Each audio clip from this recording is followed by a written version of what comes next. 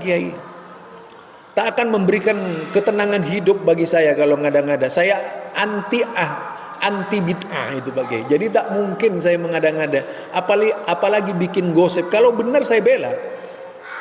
Saya banyak tokoh-tokoh Muhammadiyah yang saya bela. Saya kenal baik dengan Bapak Haidar Nasir.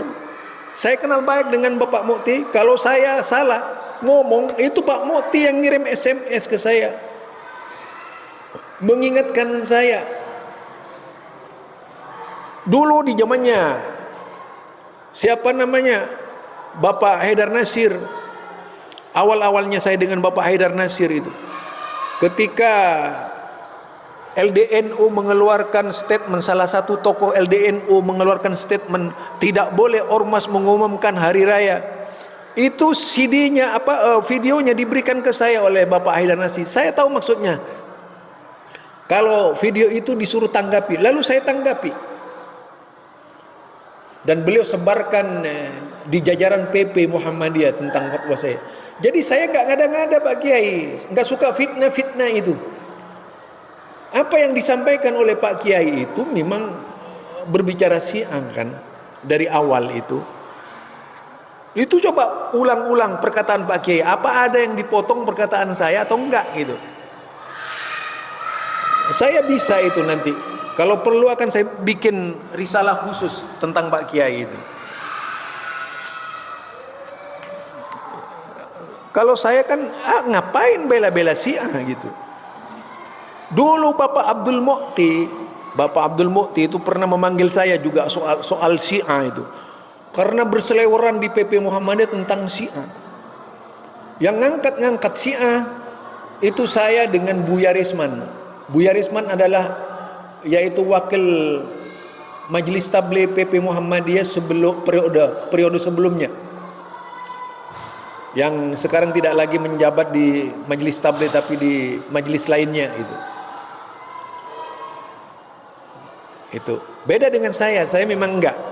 Saya lebih baik aktif di YouTube, lebih baik ya cuma ceramah-ceramah aja, selebihnya hanya sebagai orang majelis tarjih cabang gitu. Bahkan saya sendiri sebagai ketua ranting pimpinan cabang pimpinan ranting Muhammadiyah Pondok Jati Cempaka Pondok Gede itu saya. Tapi kalau saya yang berbicara pimpinan ranting ini sama dengan pimpin rantingnya Pak Din Samsudin itu. Insya Allah itu ya, nggak perlu saya di PW, nggak perlu saya di pusat, nggak. Karena kalau saya bicara di ranting saja, orang bisa bingung karena saya itu Pak Kiai. Jadi itu Pak Kiai, mungkin Pak Kiai menurut saya itu lebih banyak ya koreksi sajalah perkataannya itu. Buat apa untungnya saya berdusta? Apa untungnya saya memotong-motong? Memang videonya kayak gitu kok. Itu lagi mengenai Salafi tadi. Masya Allah Pak Kiai. Apa ya? Saya mengapa kemudian paling membangkang, paling menentang ketika ada upaya-upaya yaitu memusuhi Salafi. Ini tidak wajar. Tidak wajar. Karena munculnya di tahun 2024 isu Salafi itu. Makanya saya membantah, menyanggah karena saya berada di dalamnya. Tahu persis itu bagaimana Salafi ketika berada di bawah naungan pimpinan pusat Muhammadiyah ketika itu. Jadi bukan nanggung-nanggung, berada di naungan pimpinan pusat Muhammadiyah. Namanya Lajnah Khairiyah dulu. Berkantor di PP Muhammadiyah di lantai 3 itu. Dulu itu di Jakarta. Jadi saya tidak ngada-ngada.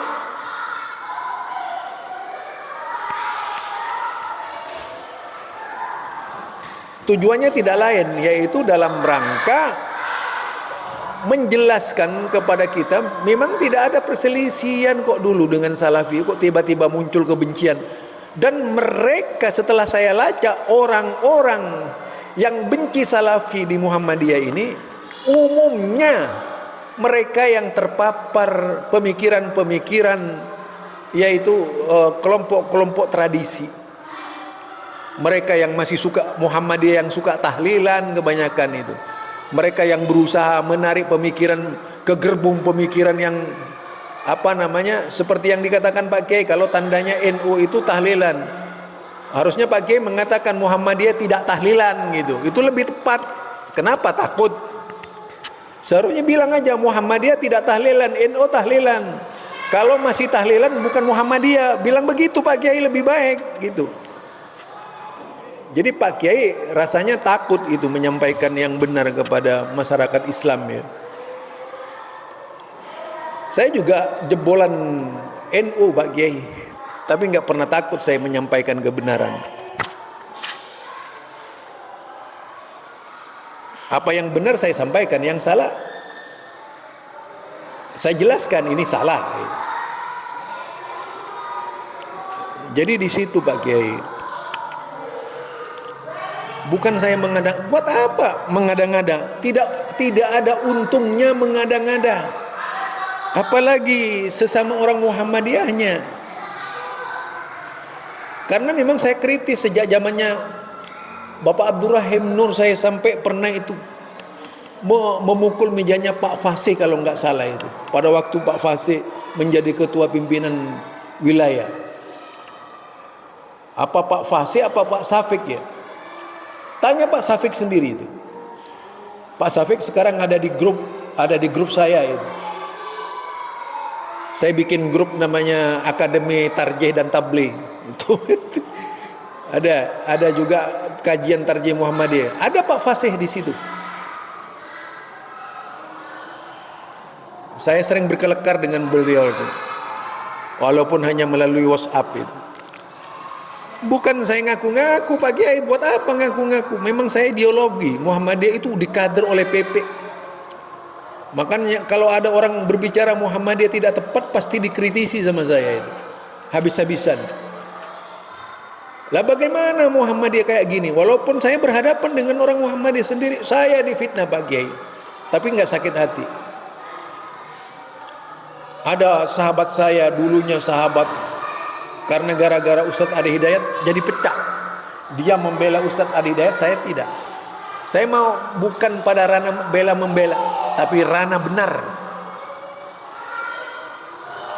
Bagaimana kita bisa menanamkan kebenaran kalau orang dalamnya sendiri takut menyampaikan kebenaran? Iya, apa yang ditakuti? Kan saya begitu. Kalau tidak siap di dunia sosial, media sosial, ya sebaiknya tidak mengupload ceramah ke media sosial. Karena ini sudah zamannya digital, dunia metaverse. Jadi seharusnya para tokoh-tokoh Muhammadiyah yang dibesarkan oleh YouTube seperti Ustadz Adi Hidayat tidak merasa dikritisi ketika ada orang yang berusaha menyampaikan kebenaran. Apalagi mengkritisi kesalahannya, tidak merasa sakit hati. Sebaiknya diakui saja kesalahannya. Itu namanya jantan. Coba yang mengkritisi saja kemarin misalnya, itu memang Ustadz Muflih Safitra itu sahabat Salafi, tapi bapaknya tokoh Muhammadiyah, ibunya tokoh Aisyah. Lah coba, kan berantem sesama Muhammadiyahnya. Kalau main dukung-mendukung, yang saya sesali itu tindakan dari Sumut pada waktu itu melaporkan Safitra. Kayaknya seperti tidak tahu dunia intelektual saja gitu. Ikut-ikutan mereka yang terperosok ke dalam kebencian. Padahal ayatnya jelas sekali, la yajrimannakum. Janganlah kebencian kalian itu membuat kalian tidak bisa berlaku adil. Itu harusnya. Jadi jangan kebencian Pak Kiai. Kalau sudah kebencian dijadikan parameter, tidak akan bisa mendapatkan kebenaran. Jangan berharap kebenaran lagi kalau sudah tendensius kelompok, tendensius golongan dan sebagainya. Saya biasa dengan teman-teman salafi kalau ada permasalahan tarawih misalnya, saya diskusi tarawih 443 221, diskusi dengan teman-teman salafi. Biasa-biasa saja, tidak ada masalah. Kenapa? Wong salafi itu dengan kita itu sama dalam banyak hal. Itu sama. Mengapa kemudian yang diangkat itu titik setru? Wah, gawat ini orang. Titik pisah Muhammadiyah, astagfirullahaladzim. Ini otak-otak yang ingin menghancurkan kesatuan dan persatuan. Padahal secara ideologis itu sama-sama berpegang teguh kepada Quran dan As-Sunnah. Meskipun secara tafsiri berbeda misalnya. Kalau Muhammadiyah dengan manhajnya yang dibangun sendiri, misalnya ingin menafsirkan Quran dan As-Sunnah sesuai manhaj tarjih Muhammadiyah, itu tidak ada masalah. Karena memang itu manhaj. Dimana kalau kita baca manhaj Muhammadiyah sendiri, diambil dari banyak ulama-ulama salaf, sebagaimana yang ditulis oleh Profesor Dr. Asmuni, atau juga sebagaimana yang ditulis oleh Amin Abdullah. Itu banyak itu. Walaupun ada yang menuduh beliau itu liberal misalnya waktu itu baru namanya ilmiah Pak Kiai. Jadi tidak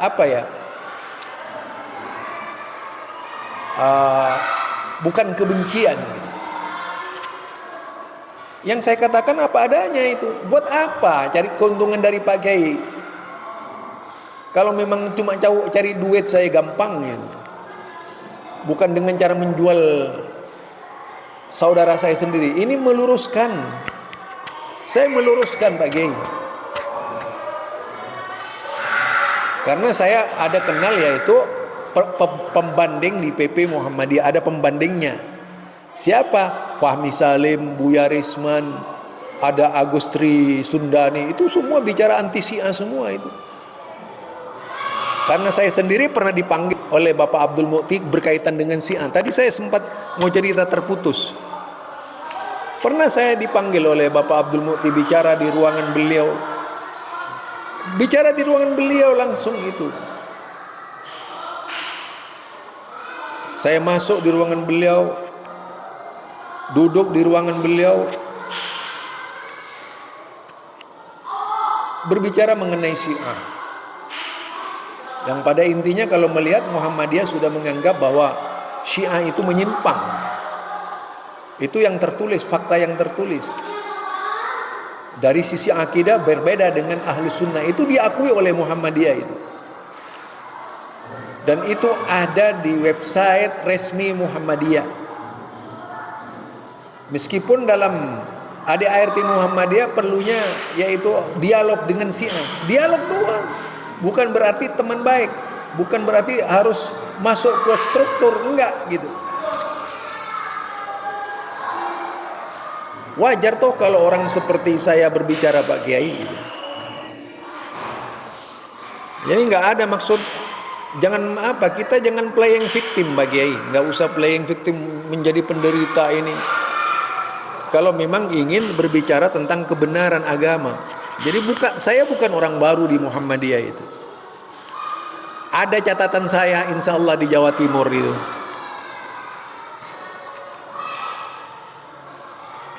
Itu ya. Jadi itu barangkali.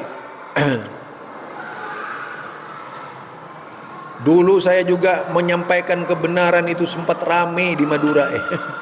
Madura Bangkalan itu pernah ramai juga. Saya pernah ceramah di Bangkalan.